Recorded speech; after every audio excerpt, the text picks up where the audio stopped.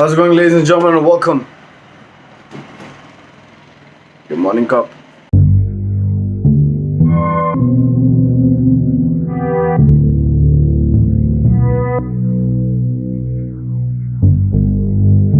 We start today off with a rather disappointing news. 98-year-old amazing pen designer Pierre Cardin has officially passed away.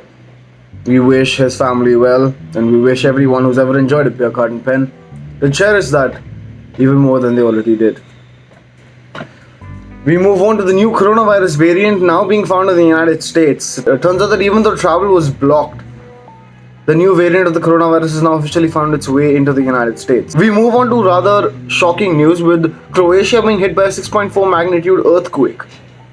At least 6 people have died. The earthquake was rather out of the blue, and even the geological department could not give a fair warning to the people. Aftershocks and tremors were felt throughout the city. We move on to Wuhan. Turns out that Wuhan has over 500,000 COVID cases. Numbers that were otherwise hidden and died down on the international media scale. Turns out that they have now been leaked. And 500 million people have COVID in Wuhan, the epicenter of where it all began. We move on to something that's a little more lighter, with Tesla announcing that they are going to be launching in India officially. Well, India has been a market that has been holding out for electronic vehicles for a long time. We have the Reva, that was the very first Mahindra vehicle that came out in India. We had numerous other ventures into electric vehicles, not very famous, not very prevalent, yet ones that existed nevertheless. Today, Tesla is the leading manufacturer for electric vehicles. As a matter of fact, it is the leading producer of electric vehicles which have a high-end marketability value to them. It's too early right now to tell you what Tesla's performance in the Indian market is going to be like. Either it could completely take over the electronic vehicle market in India, or maybe if the price pool is a little more expensive than otherwise anticipated, we might be in for a little bit of a wake-up call when it comes to electric vehicles and how much it's actually going to charge us to maintain one. We move on to the fact that 53,135 new cases in the past 24 hours in the United Kingdom despite the intense lockdown. That just shows the levels at which this new coronavirus variant is spreading in the United Kingdom.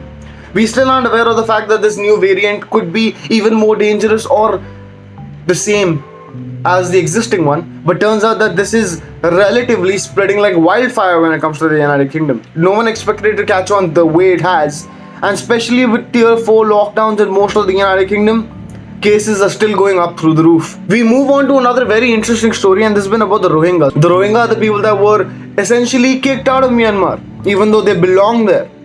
Bangladesh opened up its borders, took a lot of them in. And this was a story about last year.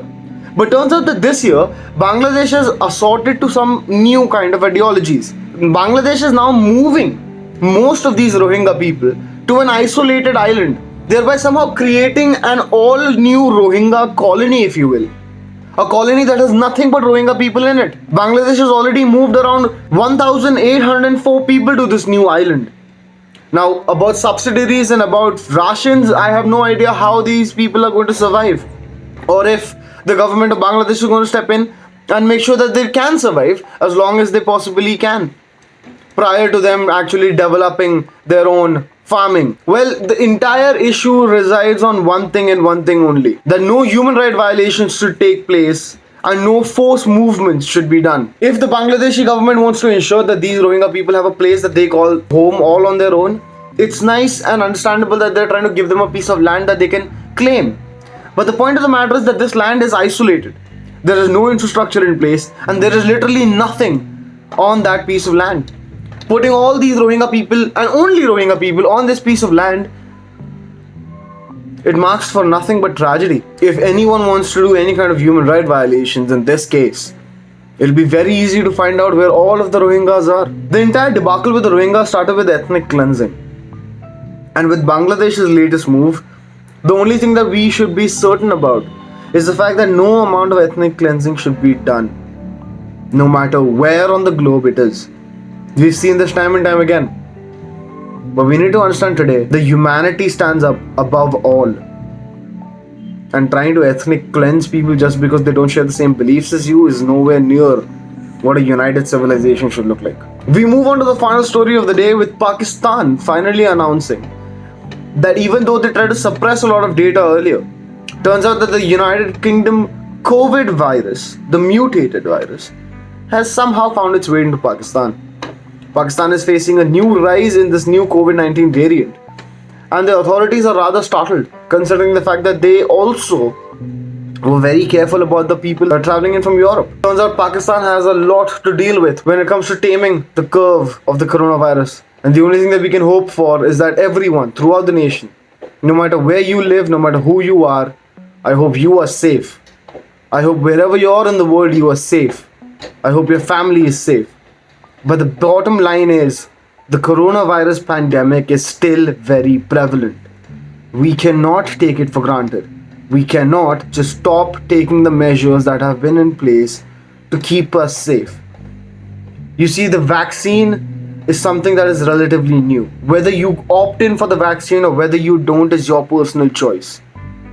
The bottom line being, if you aren't careful about how you're exposed to this virus and where you might be exposed to this virus, you can contract it. And if you do, everyone in your family, everyone in your household is exposed.